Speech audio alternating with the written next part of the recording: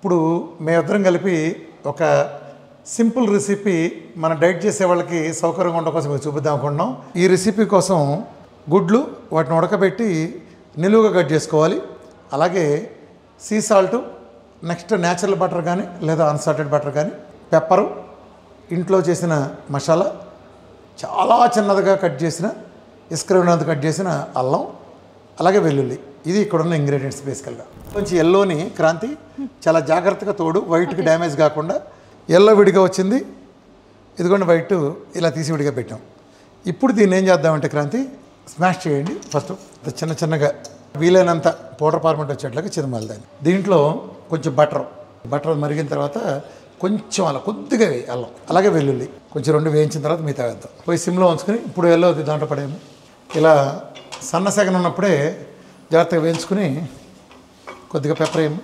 Salt కూడా చాలా తక్కువ, ఎక్కువ వేయద్దు, చాలా తక్కువే. అలాగే మసాలా పౌడర్ కూడా కొంచెం బాగా పొగలు వచ్చే వరకు ఫ్రై చేయాలి. సన్నగా సెగ పొగ వచ్చినట్టుంటే సరిపోతుంది. దీన్ని ఒక గిన్నెలో తీసుకో. ఇప్పుడు జాగ్రత్తగా ఒక స్పూన్తో తీసుకుని ఒక దాంట్లో స్టఫ్ సర్దేసి ఇలా మొత్తం మీరు ఎక్కడి నుంచి అయితే తోడారో ఎల్లోని తిరిగి అదే ప్లేస్లో చేత్తో కానీ లేకపోతే స్పూన్తో మీకు అన్నింటి చూసుకోండి. నిజానికి గుడ్డు అనేది నేను చాలా చిన్నపిల్లలను కూడా 15-20 గుడ్లైనా సరే తినండి అని చెప్తాను. దీని టేస్ట్ రావాలంటే మళ్ళీ మిగిలిన వాటికంటే కూడా హోమ్మేడ్ బటర్ ఉంటే మంచిది. నిజంగా మీరు హోమ్మేడ్ తయారు చేసుకోండి. పిల్లలకు కానీ పెద్దవాళ్ళకి కానీ ఊరిని ఉడకబెట్టి గుడ్లు వాళ్ళ మొహాన్ని పడేయకుండా మీరు ఇలా రెడీ చేసి పెట్టిస్తే వాడు పగలున్న స్ట్రెయిన్ అంతా పోతుంది. అలాగే కోడిగుడ్డు ప్యూర్ వెజిటేరియన్